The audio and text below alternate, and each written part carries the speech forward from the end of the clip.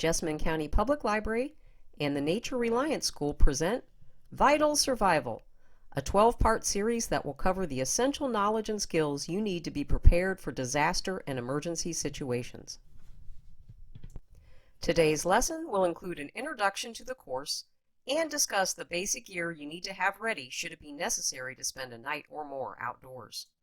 If you are interested in exploring this topic further, check out these resources available at JCPL. Stay tuned after the lesson to learn how you can be entered to win one of Craig Caudill's books.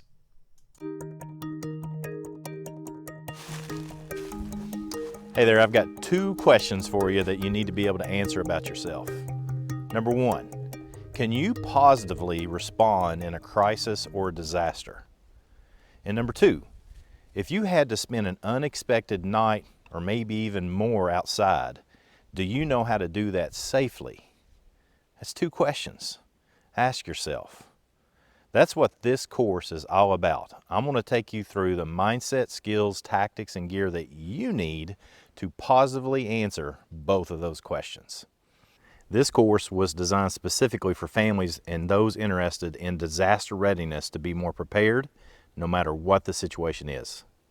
Wilderness, urban, man-made, and natural disasters come in many shapes and forms.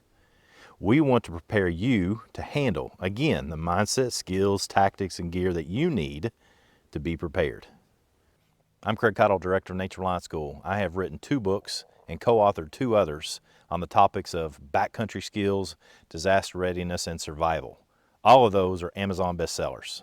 I'm also a professional backcountry skills instructor for the Department of Defense, the FBI, the DEA, and several state agencies here in the state of Kentucky. What I'm going to do for you in this course is condense all of that information from my books, my online courses, my hands-on courses, all my experiences into a usable format so that you, everybody, whether you're an adult, someone in school, can find your role so that you can be better prepared for disaster or emergency, again, in a wilderness environment or even in an urban environment. We're going to do this in 3 distinct sections, and each section is going to have 4 lessons. Section number 1 is personal. Here are the lessons. Lesson number 1 is an introduction to personal assessment and mindset development. That's just you recognizing what you need to do. Lesson number 2 is group and personal security. Lesson number 3 is gear. And lesson number 4 is how to develop an individual first aid kit. Section number 2 is shelter, your home. Lesson number 5 is bugging in. What happens if you're forced to stay in your home for an extended period of time that was unexpected? Can you take care of yourself? Lesson number 6, what happens when you're forced to be outside your home? Can you take care of yourself if you get lost in the wilderness? Lesson number 7 is water procurement. How do you obtain clean water if you don't have a faucet to get it out of? Lesson number 8 is food. What kind of things you can store at your house and what kind of things you can find in a wilderness environment to take care of your caloric needs. Section number 3 is the worldwide understanding of disaster readiness. Lesson number 9 is bugging out. What happens if you must leave your home and take care of yourself? Lesson number 10 is situational awareness. That is nothing more than being able to see what's going on around you and gather information from it and actually start seeing things you've probably missed. Number 11 is communication. What happens if your cell phone doesn't work anymore? How do you communicate both person to person, and what other things are out there so that you can communicate to others from a distance? And the last lesson is how to practice and test yourself on your skills. There's a big difference between practice and training. We want to make sure you understand that difference and learn how to apply it so that you can better be prepared. After a lifetime of training, writing, researching, and studying the topic, this is what I call vital survival. I'm going to help you become a better you. Come on, join in. Let's learn together.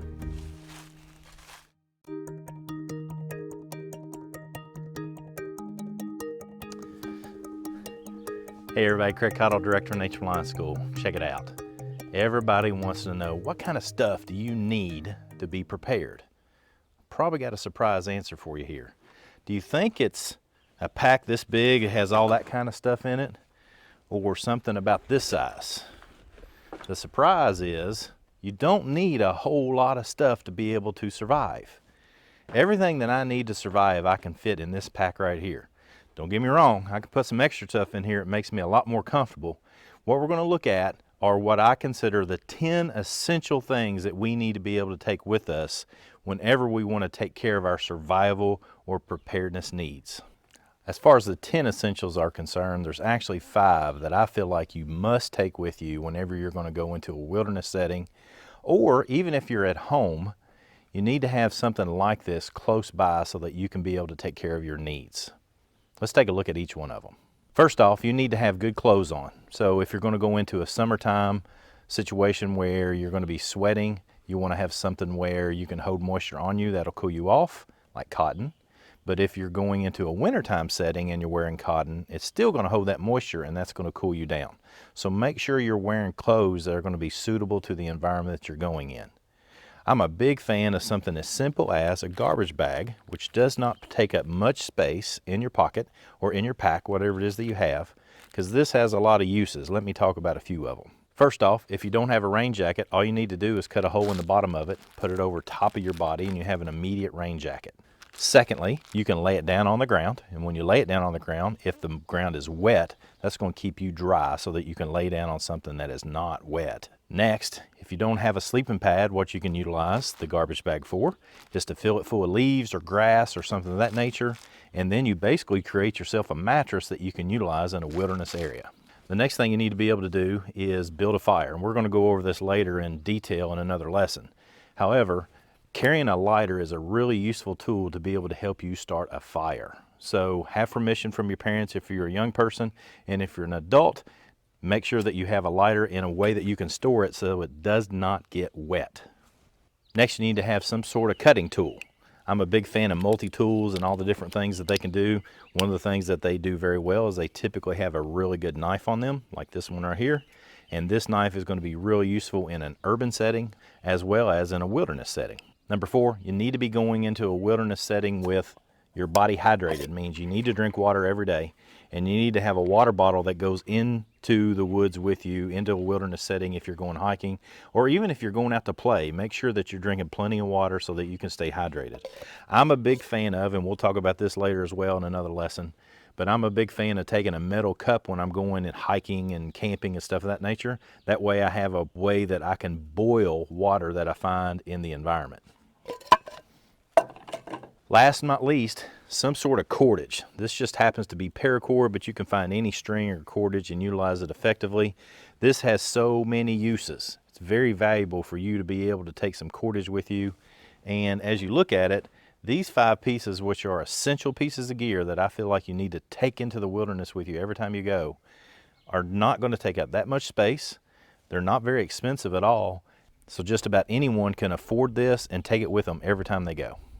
That was the first 5 of the 10 essentials. Now we're going to take a look at the second 5. The second 5 are things that are going to make your life a lot easier, but you don't necessarily need them to survive. So they're important, but not as important as those first 5. So let's take a look. First off, you need to have something that'll help you navigate where you're going to. More often than not, that's just your mind. You know how to get to the park. You know how to hike this trail. But one of the important things that a lot of people don't know is that not all trails make a loop. So I'm a big fan of having a map, and I like to put it in a Ziploc bag so that it stays dry. And I have a compass, and I know how to use both. So that's very important. We'll have another lesson that's going to go into detail on that. As far as navigation is concerned, we're a big fan at Nature Reliance School of using the app Gaia GPS and having a battery backup for our phones. Matter of fact, that's the primary go-to navigation equipment that I utilize on most everything that I do, is Gaia GPS. It's a GPS unit that is just basically an app on your phone, so you don't have to have a separate unit, and it works exceptionally well. It's really easy. There's a free version and there is a paid version.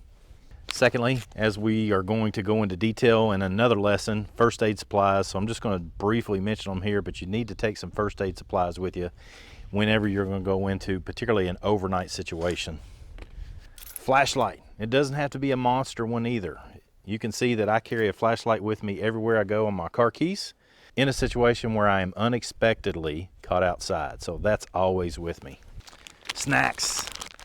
If I know I'm going to go outside, I'm going to be outside for a long time, or if I know that I'm going to go outside and possibly have to stay overnight, I love to have some snacks. So anything I like, nuts and small packages of little snacks like this that I can put in my small pack and have those for me whenever I need them. Last but not least, you need to have some sort of signal. So if I'm out in a wilderness area where everything's green and I'm wearing green, well, I'm going to match the wilderness. So what I need to do is have something, whether it's a bandana or a shirt on, or something like this, which is a little seat that I carry with me a lot of times. You can tell I use this a lot. Then if somebody's looking for me, I can utilize this as a signal. Now, if I'm still in school, and that might be you, if you're still in school, I'm a big fan of taking a whistle with you. So it is one of those things that I feel, for those of you that are parents, that you have to put on a child if they're going to go in the outdoors, and know that that whistle is something that is not a toy. It's not something to play with. It is something that you utilize only when you're in danger. Hey, you're probably like me, and then you like kind of stuff like gear and all the things that go along with it. But I want to tell you from my experience, there's 3 things that you need to communicate to others whenever you're going to go outside. If you're 50 and going hiking, or if you're 15 and going down the street, you need to tell somebody these 3 things whenever you're going to go outside. Number 1, where you're going. Number 2, what time they should expect you to come back home. And number 3, who you're going with. If you tell somebody those 3 things, then if something happens to you and you don't come home, let's say you break an ankle, let's say you get lost or something of that nature, then they can do everything they can to get the proper first responders out to find you. That way, you don't have to be stuck out there by yourself for very long. So again, tell someone where you're going, when they should expect you to return home, and who you're going with. Those are vital to taking care of yourself. Now, with that in mind, what I want to do is think about all this gear. How are we going to carry it? And what kind of things do we need to have on our feet so our feet are protected? Those are very important things that we need to consider. So what I'm going to do is I'm going to look at some different footwear, and I'm also going to look at how you can carry stuff differently so that you stay comfortable and can spend more time outside. Hey, I'm probably going to surprise you when I tell you this next thing. But when we're talking about footwear, the shoes that I like to wear the most when I go into the outdoors is just my old tennis shoes. They're comfortable. I know what they feel like on my feet. They take care of the bottom of my feet. But that is me, and I'm an older person, and so I don't do a whole lot of running around and jumping around in the woods these days. If you're going to wear something that you know you're going to be moving around a lot, or you might be climbing up a tree or something of that nature, you might want to get some hiking shoes or hiking boots. What this does is it brings up the base of the shoe a little bit higher so it protects your ankle, because your ankle is one of the most susceptible pieces of your body to get hurt. So hiking shoes are going to be almost imperative for you if you're going to do a whole lot of backpacking, or if you're going to do a whole lot of hiking in areas where you might be running your ankles against rocks and logs and stuff of that nature. If you're going to stay on trail, again, I usually just wear tennis shoes. Now think about if you want to go explore a creek, if you want to go in and check out rocks, you want to go fishing or something like that. I wear some sort of shoe that it doesn't hurt me for my feet to get wet, and I usually just don't wear socks. Now, that's not going to work too well if it's cold, but in the summertime, if I'm going to do some exploring in a creek, I'll just wear something like Crocs or rubber shoes or sandals or something like this. The beautiful thing about these, Crocs that is that they float. And so if they fall off of my feet while I'm in the middle of a creek, then I just reach down there floating on top of the water. Even if they fall off underneath the water, they'll float up to the top. Now, with all that said, let's think about how we're going to carry all this stuff that we have with us. What we're going to do now is we're going to go back to my little pack and my big pack. I'll show you when I can carry each and some things that are very important so you can stay healthy. Let's first take a look at this little pack of mine, and this is a sort of unique pack in that I wear it on the front. Now, one of the things you want to make sure that you do is whatever your shoulder straps are, you want to make sure they're not all bound up and wrinkled on your shoulders. If they're flat and they lay out, then it takes a lot of pressure off of your shoulders and makes it a lot more comfortable to carry. So once I put this on, so as you can see, I just get the pack basically on me. And again, this is a chest carry pack. But see these straps on the side? There's a lot of space there. These might not be straightened up. So I get all this straightened up so it's comfortable on my shoulders. And then I pull the cinch straps up, because when I move, I don't want a pack to bounce around on me. So I pull this up, not to where it's tight and it's hurting, but I'm got it in a place where it won't bounce around. Sometimes, if you have a water bladder, like I do on this one, you can bring this up over your shoulder and have it on a chest kit, or just have it on the shoulder straps of a pack. Or I like to put it underneath my arm, then it all fits rather nicely. If I need to take a drink, I can. And with this type of pack, all those supplies I talked about earlier, they're all in these little pockets. And so I'm ready to go. The reason I'm showing you this is because this is all I need to survive uncomfortably outside for one night, maybe even 2 or 3 nights. This has that garbage bag in it that I can utilize to put leaves in it and create a mattress for myself. Very fundamental supplies, and I never go outside, even if I'm going for a day hike. Only if I'm going out for an hour to look at trees and study and research. I always have basic supplies with me every time I go to the wilderness. Now, what happens if we have a bigger pack? And this back's not huge, but I'm going to show you 2 ways that you can put a pack on so you don't hurt your back. And then after you get it on, I'm going to show you how to get it on your body properly so you can continue to hike and spend more time outside and stay as comfortable as you can. All right, so let's consider that our pack is on the ground. One thing that I've done is I've taken the waist belt and the shoulder straps and I've opened them all the way up. That's important. Here's the first way to load a pack. Reach down, grab it by a handle, pick it up, and rest it on your leg. Now this pack's not incredibly heavy, so this is easy to do, but if you've got a 100-pound pack or you're going for a long backpacking trip, 50 pounds or something like that, this is going to be very beneficial to you. Pull open the strap, put it on your shoulder, swing it around till you can get your other shoulder into the other strap. Now, what I like to do is bend over slightly so that I can make sure that it's on my body. First thing I want to do is knot the shoulder straps. First thing I am going to do is get the waist belt. So I get it connected and cinched up on my waist. I want this resting on my hips. I want to be able to move and the pack is stable. Next thing I do is I then get my shoulder straps and I pull them snug. What I'm looking for is right through here, I want the pack against my back. I don't want it hanging off of my back. And then to keep it from sliding off my shoulders, if I have a sternum strap,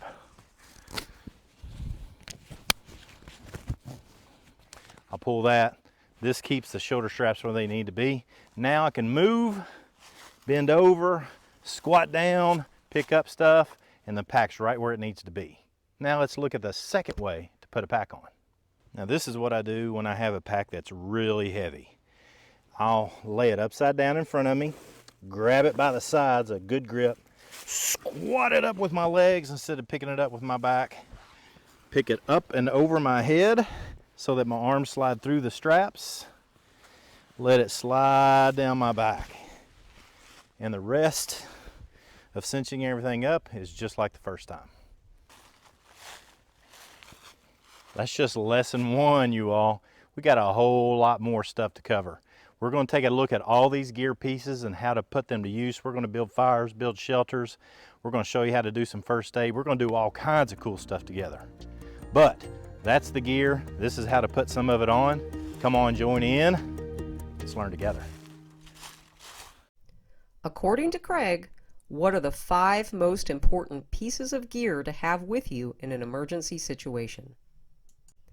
If you would like to be entered to win one of Craig Caudill's books, email the correct answer to this question to Les Lehman at lehman@jesspублib.org.